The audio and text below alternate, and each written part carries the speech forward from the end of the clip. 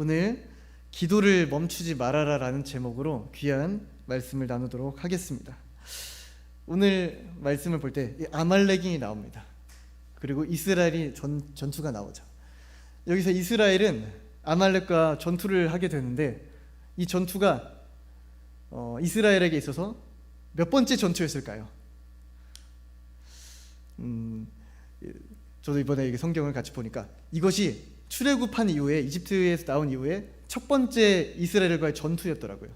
그러니까 이들이 얼마나 마음이 참 두렵고 착잡했을까요?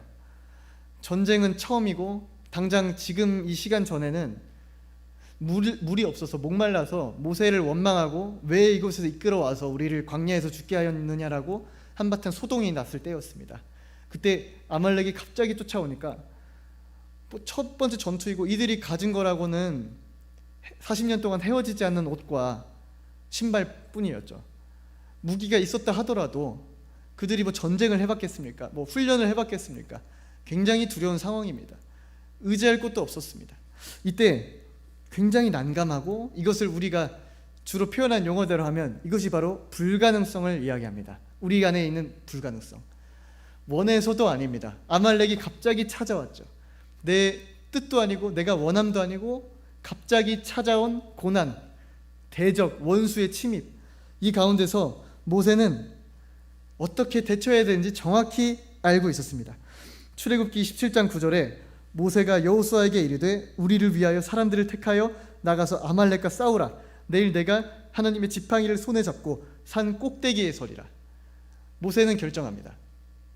이집트나 주변국에 도움을 청하러 가지 않습니다. 이집트는 나온 지 얼마 안 됐으니까 다시 갈 수도 없고 도움을 요청할 만한 나라도 없습니다.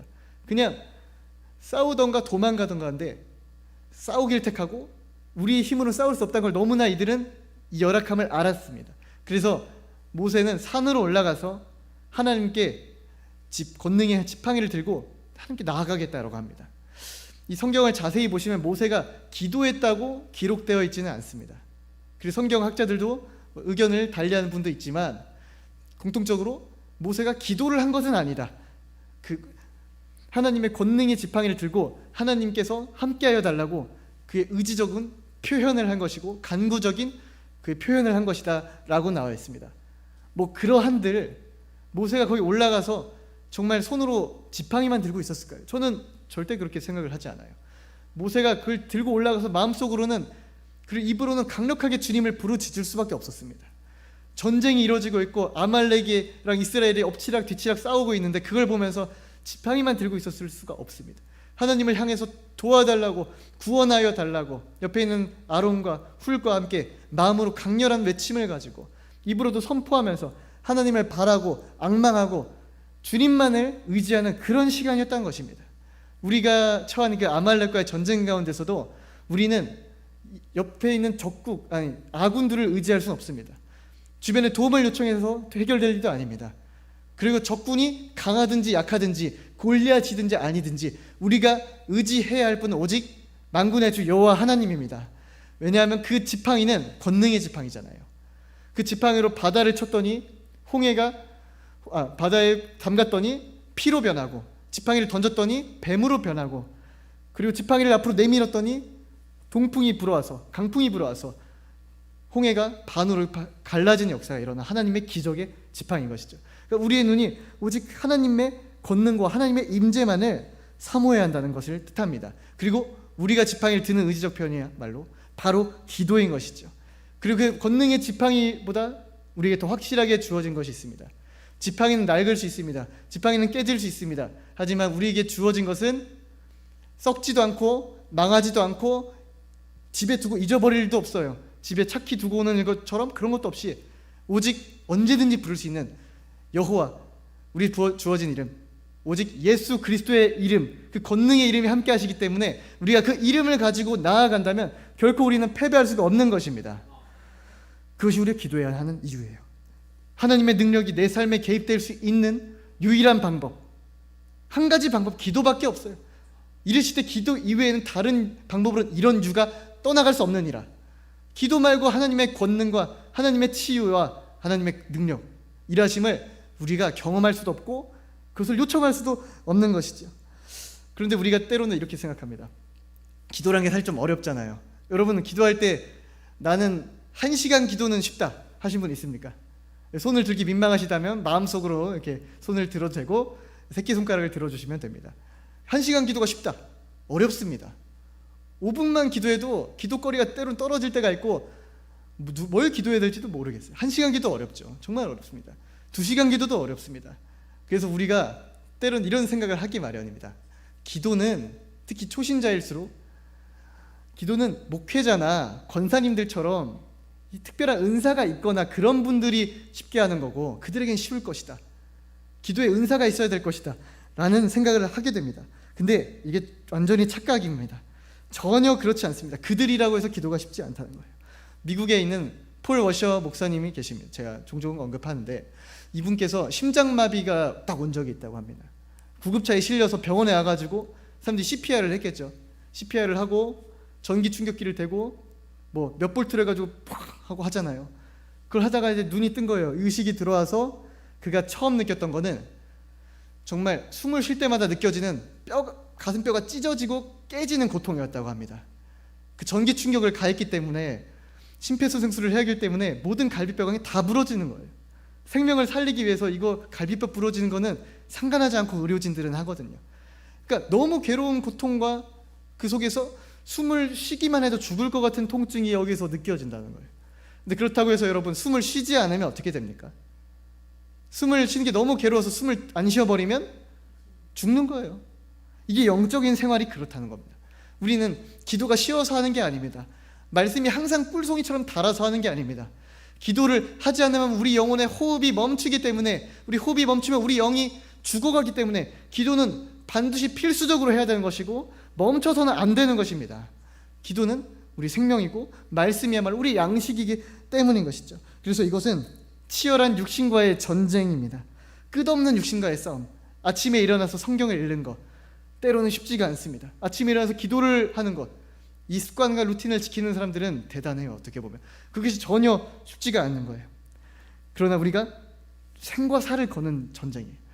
모세가 팔을 내리며 아말렉이 이기듯이 우리가 지치고 아프고 힘들어서 기도를 멈추는 순간 적군이 밀려 들어온 것 속에서 우리는 정말 허우적될 수밖에 없고 괴로울 수밖에 없는 것이죠. 그래서 우리의 믿음은 항상 현재여야 합니다. 기억하십시오. 우리의 믿음은 항상 현재여야 합니다. 과거의 믿음은 우리를 생명으로 인도할 수가 없습니다. 왜? 믿음은 행위가 아니라 관계성이기 때문이에요. 과거에 한 행적은 남아 있습니다. 과거에 우리가 숨을 쉬었어도 오늘 숨을 안 쉬면 오늘 죽는 것처럼 과거에 우리가 하나님과의 수많은 추억들이 있었어도 오늘 하나님과의 기도로 연결되어 있지 않으면 하나님과의 오늘 관계성이 어떤지에 따라 과거는 우리를 담보해 줄 수 없습니다. 현재 하나님께서 보시기엔 과거, 현재, 미래가 동일하지만 우리 입장에서는 오늘 주님과 동행해야 합니다. 오늘 주님과 함께 걸어가야 합니다. 오늘 주님과 함께 얘기를 듣고 주고받고 소통하면서 한 걸음씩 우리가 나아가야 하는 것이죠. 우리가 기도하는 유익이 있습니다. 끝까지 하는 기도, 끝까지 하는 기도에 유익이 있습니다. 첫 번째 기도의 유익은 하나님의 인도하심을 받게 된다. 우리 사무엘상 12장 23절 말씀 함께 읽겠습니다. 시작. 나는 너희를 위하여 기도하기를 쉬는 죄를 여호와 앞에 결단코 범하지 아니하고 선하고 의로운 길을 너희에게 가르칠 것인즉. 이 사무엘의 이야기입니다. 사무엘이 이스라엘 백성들을 모아두고 이렇게 이야기를 합니다. 난 너희를 위하여 기도하는 걸 쉬는 죄를 여호와 앞에 범하지 않겠다. 기도를 하는 게 쉬는 것이 죄가 된다는 것입니다. 우리가 기도를 쉬어서 주님과의 소통과 대화가 끊기면, 동행이 끊기면 우리는 주님과 함께 걸어갈 수가 없습니다. 이때 가장 겪게 되는 게 뭐냐면 길을 잃는다는 거예요. 사무엘도 말했습니다. 선하고 의로운 길은 하나님의 계획을 의미합니다. 근데 이걸 하지 않으면, 기도가 멈추면 우리는 갈팡질팡하고 영적인 판단력과 영적인 분별력을 잃어가기 시작한다는 거예요. 그러면 우리가 가야 하는 곳이 있는데 정작 그곳엔 가지 않아요. 가지 말아야 할 곳에 정작 가 있는 거예요. 교회에 가 있어야 되는데 우리가 과거에 제가 여러분의 자녀들이 교회에 있을 줄 알았는데 전화해서 알아보니까 나중에 위치 추적해서 가보니까 PC방에 있는 거예요. 있어야 할 곳에 가지 않고 있지 말아야 할 곳에 가고, 또 집회에 가고 예배장에 가야 되는데 그런데 가지 않고 어떤 클럽에 가거나 가지 말아야 할 곳에 가거나 자기도 모르는 사이에 친구들과 놀다가 그런데 가게 되는 거예요. 더 심각한 것은 뭐냐면 하나님의 계획대로 어떤 사람과 이날 만나야 하는데 어떤 사람 장소에 가서 하나님의 임재를 경험하는 것이 하나님의 본 뜻대로였는데 이 사람이 기도하지 않고 영적인 민감성이 깨어있지 않아 그 길로 가지 않는다면, 그 선택을 하지 않는다면, 기어이 그걸 거스르고 다른 곳에 간다면 하나님의 본 뜻이 있는데 그것이 플랜 A였는데 그 플랜 B로, 플랜 C로 우회해서 그 사람이 하나님의 본 뜻과 무관한 길로 계속 가게 될 수 있다는 것입니다. 이게 우리 삶에 나타나는 가장 안타까운 일 중에 하나예요. 담임 목사님이 늘 말씀하십니다. 이건 담임 목사님 늘 말씀하시는, 우리는 하나님 본 뜻대로 살아야 합니다. 본 뜻대로. 그러나 그 본 뜻이 아니라 왕이 될 다윗이 왕이 된 길 선택하지 않는다고 오히려 그냥 국무총리로 남거나 장군으로 남는다면 성공한 삶이지만 하나님 뜻과는 관련이 없습니다. 즉 우리에게도 주님께서 높은 것을 주시기 원하시는데 우리가 계속 하향 조정한다면 우리에게 유익하지 않다는 것이죠. 우리는 항상 기도함으로 민감한 분별력이 깨어 있어야 되고 우리가 가야 할 곳에 가야 하고 가지 말아야 할 곳에 가지 않는 영적인 분별력이 깨어 있어야 하는 것입니다. 그것이 주님께서 우리가 기도하는 순간 우리 영을 깨워주시고 우리가 선택하지 못할 순간에도 우연히 누군가를 만나서 난 계획한 게 아닌데, 그러나 우연히 겹치고 우연히 겹치면 이 또한 하나님의 인도하심이었구나, 하나님께서 나의 인생을 이렇게 이끄셨구나를 깨닫게 되는 순간이 온다는 것입니다. 그래서 우리는 늘 기도를 해야 합니다. 늘 민감하게 기도의 영적 안테나를 여러분 깨우시는 여러분 되시길 축복합니다. 그렇게 기도를 열심히 하고 있습니다. 그래서 한 가지 예외, 한 가지 우리가 짚고 넘어가야 될 조심스러운 조항이 있습니다. 기도 당연히 열심히 해야 되고 기도 당연히 끝까지 해야 되고 너무 중요한데, 그래서 우리가 간과하면 안 되는 사실이 한 가지 있습니다. 이것이 믿음이 성장하는 비결 중에 하나인데요, 기도도 있지만 말씀도 있습니다. 순종도 있습니다. 예수님 사랑도 있습니다. 봉사도 있고요, 효도도 있고 인간관계도 있고요, 그리고 일상의 세밀한 주님의 음성을 듣는 것도 있고 다양한 믿음의 여정들이 있어요. 그걸 믿음을 나누면 100가지 1000가지 이렇게 짜르르 나눠지잖아요. 기도만 있는 건 아니죠. 수많은 것들이 믿음 안에 포함되어 있는데 여기서 본인이 잘하는 것만 하게 되는 경우가 있습니다. 잘하는 것만 하게 되면 어떤 일이 벌어지냐, 본인이 등한시한 것들에 대해서는 그건 계속 멀어지고 피하게 됩니다. 내가 잘 못하니까. 그리고 잘하는 것만 하게 되는 거예요. 계속. 예를 들어 기도라고 합시다. 어떤 사람은 기도를 잘해요.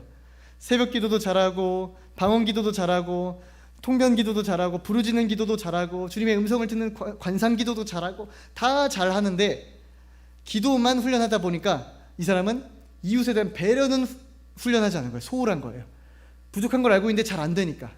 그걸 소홀히 하다 보면 신앙이 계속 가면서 20대, 30대, 40대가 가면 이게 더 두드러져요. 단점이 더 드러나고 장점은 그렇게 성장하지 않습니다. 왜? 가만 냅둬도 원래 기도는 잘했으니까. 그럼 원래 그 사람 재능이었으니까. 그러면 신앙이 불균형하게 깨지기 시작하고 그 믿음의 그릇이 아름답지 않게 크게 됩니다. 뭐가 모나가는 거예요. 주변에서 봐도 저 사람 참 기도는 잘하는데 뭔가 믿음이 뭔가 좀 균형 잡혀있지 못하다. 뭔가 본받기에는 좀 뭔가 이상해 보인다. 이렇게 돼요. 또 다른 케이스가 있습니다. 이 사람은 인간관계를 너무 잘해요. 사람들이 왔을 때 친절하게 대해주고 사랑해주고 좀 힘들고 상대방의 단점이 보이더라도 잘 품어주는 그런 귀한 성품을 가졌습니다. 그러나 이 사람은 구멍이 있는 거예요. 시간 관리를 잘 못해요. 자기가 해야 될 업무를 미루다 보니까 직장에서나 또 교회에서 이렇게 같이 일하는 사람들 사이에 계속 민폐를 끼치기 시작하는 거예요. 그렇다면 이 사람의 믿음이 계속 잘하는 것만, 인간관계만 성장시키면 될까요? 그건 원래 냅둬도 잘해요. 본인이 그렇게 탤런트를 가지고 태어난 거예요. 그거를 내버려둬도 돼요. 안 해도 알아서 잘할 거예요. 그걸 하지 말고 본인이 못하던 거, 본인이 구멍이 있는 걸 그거를 집중해서 해야 한다는 것입니다. 이것이 믿음이 정말로 성장하는 비결이에요. 그래서 우리 옆에 좋은 소리만 해주는 사람만 있어서 좋은 것이 아닙니다. 옆에 쓴소리 해주는 사람, 가족 가운데, 신앙의 공동체 가운데 그 사람이 있다면 여러분 정말 귀한 여러분의 인생의 동반자로 모시길 바라요. 그 사람이 쓴소리를 하는 것은 그것이야말로 우리 신앙이 성장할 수 있는 거예요. 옆에서 누가 좋은 얘기만 해주지 안 좋은 얘기를 해줍니까? 그렇기 때문에 전도서에서도 이런 말씀이 있습니다. 한쪽을 붙잡되 다른 한쪽을 놓치지 않는 것이 좋다. 지혜로운 사람은 양극단을 피한다. 우리 안에 신앙의 밸런스가 있기 위해서는 기도도 중요하고 말씀도 중요하고 모든 것이 중요하지만 우리 안에 있는 구멍을 찾아서, 내가 안 되는 지점을 찾아서 그것을 여러분 훈련해 보시길 바라요. 기도도 당연히 해야 되지만 우리 안에 하나하나 개발해 나가야 될 거예요. 그걸 하다 보면 우리 장점마저 더 강해집니다. 왜냐하면 모든 것이 연결되어 있기 때문에. 예수 그리스도에 대한 사랑, 믿음, 말씀, 순종, 기도, 세밀한 영역들, 하나님 뜻대로 살아가는 것들, 이 모든 것이 하나로 연결되어 있기 때문에 계단식으로 성장하거든요. 이렇게 노력하다 보면 다른 차원을 우리가 성숙하게 개발하다 보면 그것이 모여서 노력하다가 한순간에 딱 올라가요. 계단식으로. 그리고 또 이렇게 직진해서 가다가 성장하지 않는 것 같아, 믿음이 커지지 않는 것 같아 하다가 어느 순간에 모이다 보면 때가 차서 딱 성장하는 거예요. 이것이 계단식 성장의 원리입니다. 이 부분 우리가 유의하면서 또 기도를 해야 할 것입니다. 그리고 또 하나님만 바라는 기도, 끝까지 하는 기도에 두 번째 유익이 있습니다. 두 번째 유익이 뭐냐면 사람에게 바라지 않고 사랑할 수 있게 된다는 것입니다. 기대지 않고 바라지 않고 하는 사람. 우리가 신앙생활을 하는 가운데 내 신앙이 성숙해지고 있는지 이것을 파악하는 좋은 기준이 있습니다. 그것은 여러분 스스로를 점검해 보실 때 이렇게 점검해 보시면 좋아요. 내가 누군가한테 대가를 바라고 사랑하려고 하는가, 대가를 바라고 있는가를 봤을 때 여기서 하나님을만 신뢰하는지 아니면 하나님에 대한 신뢰가 줄어들고 있는지를 정확히 진단할 수가 있습니다. 사람에게 기대하고 있다는 것은 하나님에 대한 신뢰가, 관계가 약해지고 있다는 거거든요. 그래서 사람에게 은근히 힘을 실습니다. 내 아들이, 내 자녀가 이 정도로 내가 해줬으면 나중에 돌아오는 게 있겠지. 이 장성에서 이 친구가 나한테 보답을 해주겠지. 그리고 내 친구, 직장 동료, 교회 동료한테 내가 이렇게 잘해줬으니까 이 사람이 나한테 좀 등에서 백이 돼주겠지, 나를 좀 뒤에서 밀어주겠지 라는 기대가 생기다 보면 그 기대는 결국에 실망으로 바뀌게 돼요. 실망으로 바뀌면 좌절이 됩니다. 그리고 서운한 감정이 싹트기 시작해요. 그러나 여러분, 서운한 감정이 여러분 마음에 싹트고 있다면 그때 이걸 가볍게 여기시면 안 돼요. 서운한 감정이 싹트고 있다는 것은 죄로 갈 수 있는, 수많은 죄로 갈 수 있는 문이 열렸다는 뜻이에요. 틈이 보였다는 뜻이고 여러 가지 구멍이 뚫리고 있다는 뜻입니다. 서운함 자체가 죄라고 할 수는 없으나 서운함을 통해 우리는 실망하면 원망이 생기게 됩니다. 그리고 분노하게 됩니다. 그리고 낙심하게 됩니다. 그런 것이 반복되다 보면 그 사람의 마음이 갉아먹게 되고 움츠러들고 영적으로 쪼그라든다는 것이죠. 그렇기 때문에 여러분, 서운함을 느끼고 있다면 그 즉시 이를 가볍게 여기지 말고 서운할 수도 있지라고 여기지 말고 그때야말로 하나님께 달려가서 하나님에 대한 내 의지를 더욱더 확실히 해야 될 때입니다. 그때 주님과의 신뢰관계가 어떤지를 점검해야 될 때입니다. 주님을 신뢰할수록 주님의 선한 일하심을 알기 때문에 맡기게 되고, 맡긴다는 것은 내가 아무것도 하지 않는다는 뜻을 말하지 않습니다. 내가 할 순종은 해요. 내가 할 일은 계속합니다만 맡기기 때문에 결과까지 내가 통제하려고 들지 않는 것입니다. 결과를 통제하려고 하지 않고 주님과 동행함으로 만족하다 보면 그냥 하루하루 즐거운 것입니다. 내가 원한 대로 되지 않아도, 상대방이 내 기대대로 행동하지 않아도 그냥 주님과 나의 관계는 오늘 하루 만족스럽고, 오늘 하루 주님과 동행하니 어디를 가도 하늘나라, 주 예수와 동행하니 사막이나 초원이나 들판이나 빈들이나 그 어디서나 하늘나라가 임하게 되는 것입니다. 여러분, 주님께 맡기시길 바랍니다. 맡길 때 여러분 마음에 진정한 평안이 찾아오고, 그것은 사람들이 빼앗을 수 없는 기쁨이고, 세상이 맞바꿀 수 없는 기쁨이고, 환경이 뒤집어져도 적군이 화살을 10,000개를 쏘아도 우리 안에는 주님과 함께 영원한 집 안에서 평안을 누리게 될 것입니다. 여러분 안에 이런 평안함이 있게 되기를 축복합니다. 이렇게 기대하지 않고 바라는 것, 이것은 끝까지 기도하는 자만이 얻는 것이고 하나님과 동행하는 장성한 자, 영적으로 성숙한 자의 마음입니다. 그렇기 때문에 여러분들이 주변을 보실 때 어떤 집사님, 권사님, 장로님, 목사님을 봤을 때 저분은 왜 항상 상황은 어려워 보이는데 샬롬이 있지? 왜 평강이 있지? 저분은 저 상황에 나라면 견디지 못할 것 같고 못 웃을 것 같은데 어떻게 저렇게 살아갈까 하는 분들을 보면요, 하나님께 계속 기도하기 때문에, 하나님을 신뢰하고 맡기기 때문에 본인의 어려움과는 상관없이 장성함이 있는 거예요. 성숙함이 있는 거예요. 그래서 사람이 욕을 하든 뺨을 때리든 그냥 허허 웃는 거예요. 목사님이 말하잖아요. 푹 익은 감자처럼 되라고. 이렇게 푹 찌르면 감자처럼 그냥 푹 들어가서 아프네요. 네. 아이고 아프네. 그래서 왜 때렸어? 나 왜 찔렀어? 나도 찌른다. 이러지 않는 감자 같은, 푹 익은 감자 같은 그런 심령이 되는 것이에요. 여러분도 푹 익은 감자처럼 물렁해 주시길 바랍니다.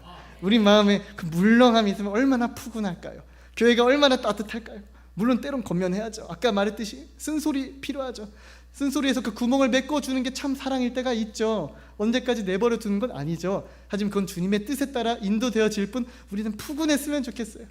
우리 교회가 따뜻했으면 좋겠어요. 지금 성령의 불로 따뜻하지만 우리 간에 모든 교우들 간에 그 마음이 이렇게 되면 너무 좋겠다, 이런 생각도 들어집니다. 그러니까 여러분, 성도 여러분, 기도는 여러모로 유익합니다. 유익한 차원이 아니고 그 이상 우리의 호흡이고 우리의 생명이고 기도를 하지 않고는 단 하루도 살아갈 수 없는 것입니다. 이것을 우리가 깨닫고 늘 영적인 호흡으로 주님과 동행함으로 살아가신 여러분 되시길 주님의 이름으로 축복합니다. 기도는 너무 유익해요. 기도는 너무 좋은 것입니다. 그래서 데살로니가전서 5장 16절에 항상 기뻐하라, 쉬지 말고 기도하라, 범사에 감사하라, 이것이 예수 그리스도 안에서 하나님의 너희를 향한 뜻이니라. 항상 기도하라, 이것은 쉬지 말고 기도하라, 이것은 명령이에요. 그리고 기도를 쉬는 죄를 범하지 않겠는즉, 기도를 쉬는 것은 사무엘에게만 죄가 되는 것이 아니라 우리에게도 죄로 들어갈 수 있는 침입로가 될 수 있다고 배웠습니다. 그럼 기도를 쉬지 말아야 되는데, 기도를 항상 해야 되는 건 알겠는데 마음은 원하건대 육이 약하도다. 너무 피곤하잖아요, 솔직히. 영적으로 너무 지치는 그런 계절들을 우리가 지나갈 때가 있습니다. 옛날엔 기도가 너무 잘 됐지, 왕년뿐만 아니라 한 몇 달 전만 해도 기도가 너무 잘 됐지, 교회 오면 그냥 눈물이 흘러넘쳤지, 십자가만 보면 그냥 예수님 생각이 나서 사모가 되었지. 근데 왜 요즘 따라 왜 눈물이 안 나지? 왜 요즘 따라 마음이 너무 공허하고 지치고 기도를 하려 해도 기도도 안 되고 영만 지친 게 아니라 몸도 지쳐서 교회 오는 것 자체가 기적이야 하는 분들 있습니까? 있으면 왼손을 들지 마시고 또 마음속으로 한번 손을 들어주시면 주님께서 아실 것입니다. 기도를 어떻게 해야 돼요? 기도가 안 돼요. 이러는 경우가 있을 것 같아요. 우리 교회 정문에 앉아있는 세리한테 이것을 답을 좀 들어봐야 될 것 같습니다. 우리 교회 처음에 심곡동에 이사 올 때 세리가 처음 제가 온 날이 있었어요. 그날도 교회에 뭔가 가야 될 것 같았어요. 그날 삼산동 시절이었죠. 교회 목요일마다 제가 좀 갔는데 오늘도 너무 가고 싶다는 마음에 교회에 갔는데, 그날 담임 목사님과 지웅천 목사님과 조승용 전도사님과 심곡동 교회에 처음 방문하는 날이었더라고요. 그러니까 아까 말씀드렸듯이 제가 그때 기도를 했는지는 모르겠으나 기도하면 있어야 하는 곳에 주님께서 인도해 주신다라는 것을 알 수가 있죠. 가서 성전에 오니까 세리가 와가지고 처음 보는 저에게 다리 이렇게 비비기 시작하더라고요. 와, 이 친구 참 부침성이 좋다 하고, 교회가 이렇게 우리가 이사를 했죠. 리모델링을 하고 그런 교회 계속 들락날락 했을 때 사람들이 이렇게 매로 때리기도 했습니다. 매로 이렇게 해서 엉덩이를 착 때리기도 하고, 이게 내쫓다가 발에 걸려가지고 세리가 낑낑대면서 도망간 적도 있어요. 얼마나 아팠을까. 그런 고양이가 순환을 겪으면서도 결코 포기하지 않은 것이 있습니다. 교회 안에는 들어올 수 없으나 교회 정문 입구는 반드시 지키겠노라 하고 반드시 교회 입구에는 앉아있는 거예요. 얼마나 대단합니까? 거기 앞에 있는 것도 어떤 분이 여기 있지 마 하고 내쫓는 것도 많이 봤어요. 그렇지만 신실하게 봄, 여름, 가을, 겨울 눈이 오나 비가 오나 항상 그 자리에 서가지고 앉아가지고 야 하면서 거기 서 있는 거예요. 얼마나 귀한지. 이 친구를 보면서 야 참 이 친구는 신실하다, 나도 이렇게 좀 신실하게 교회에 왔으면 좋겠다, 이런 생각을 하기도 했는데요. 어느 날 세리의 신실함에 기도의 분량의 잔이 다 찼는지 정문 앞에 국방색 카키 무늬의 세리 집이 생긴 겁니다. 저도 내 집이 없는데 엄마 집은 있지만 기도를 열심히 하니까, 교회를 매일 사모하니까 하나님께서 세리에게 따뜻한 집을 지어주신 겁니다. 그리고 그 앞에 물통이 있는데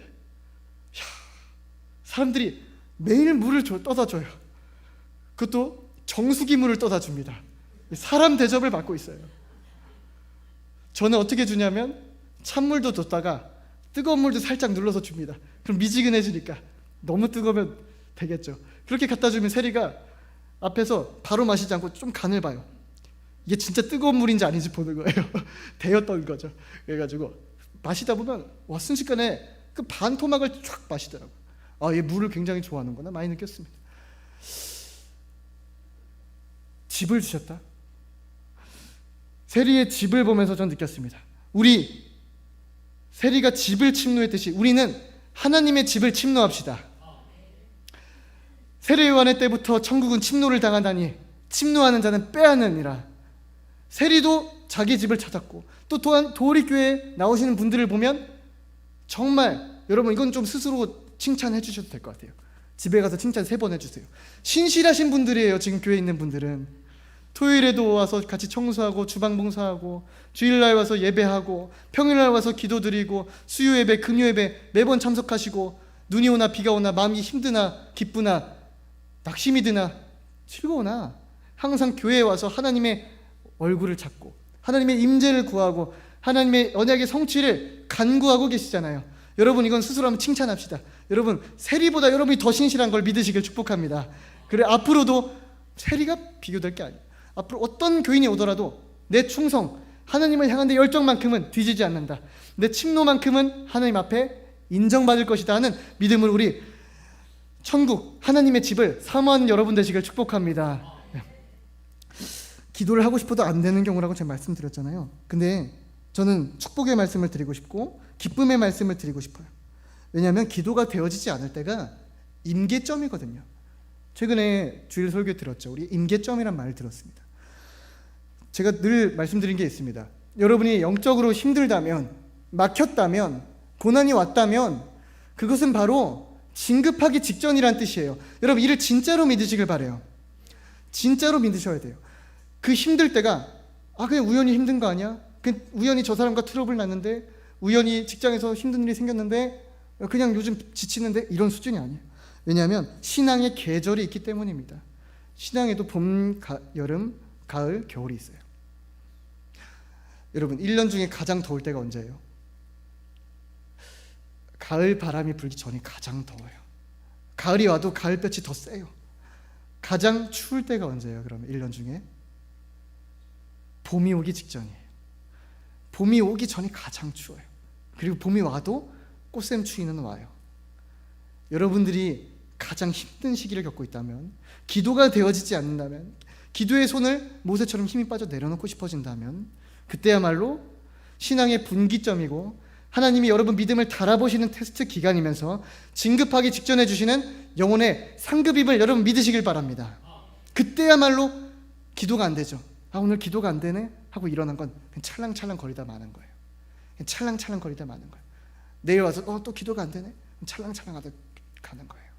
그러지 말고 그때 와서 기도가 안 되네 힘드네 할 때 더 부르짖어서 하나님께 상달되고 80점 맞을 거 90점 맞고 10개 받을 거 50개 받는 그런 믿음의 고백으로 주님을 감동시켜드리는 여러분 되시기를 축복합니다. 차가 처음에 시동을 걸면 문이 바로 잠기지 않아요. 문이 언제 잠깁니까? 차가 앞으로 나아가서 40초 정도 달려가야지 그때 차문이 덜컥하고 잠기기 시작해요. 여러분의 인생에 막혔어요. 문이 닫혔어요. 가정의 영역이든 경제적 영역이든 직장의 영역이든 뭔가 문이 닫혔다면 그것은 여러분이 잘못 가고 있다는 신호가 절대 아닙니다. 문이 닫혔다는 것은 여러분이 서행하고 있기 때문에 주님의 손 안에서, 주님의 권능의 지팡이 아래서 여러분의 여정이 순탄하게 항해 중이기 때문에 그때 문이 닫힌 거예요. 그렇기 때문에 그때 낙심하지 마셔야 되고요. 그 문을 닫으신 이가 하나님이심을 우린 기억해야 합니다. 노아의 방주에 문을 닫으신 분은 하나님이세요. 방주가 출발하기 위해서. 그러니까 여러분의 인생에 있어서 그 모든 어려운 순간, 기도가 되어지지 않고 문이 닫히는 순간은 주님께서 여러분을 안전하게 그 가장 좋은 곳으로 이끌고 계시고 포기하지 않으셨다는 것입니다. 우리의 여호와 하나님 어떤 분이시죠? 여호와 하나님은 여호와 니시. 오늘 본문의 마지막 쯤에 나옵니다. 16절에 15절에 나옵니다. 여호와 니시는 무슨 뜻입니까? 여호와 니시는 하나님은 나의 깃발이시다. 하나님은 나의 승리의 깃발이시다. 그리고 하나님이 나와 함께하는 임마누엘이, 그 동행함이 이미 나의 승리라는 걸 믿는 믿음입니다. 요한이 씨는 하나님이 내 승리를 이미 주셨고 그 주님과 동행하는 것이 승리라는 뜻입니다. 모세가 손을, 막대기 지팡이를 들고 손을 들고 있었습니다. 그때 자세가 어떠했을까요? 옆에 아론과 훌이 팔을 잡아주고 있었죠. 그때 지팡이 이렇게 잡았을 겁니다. 그리고 산 꼭대기에서 하나님을 향해서 간절하게 마음속으로 부르짖으면서, 입으로도 부르짖으면서 분명히 기도를 했을 거예요. 주님께 탄식했을 거예요. 이 상황이 보면 여러분 누가 생각나지 않으세요?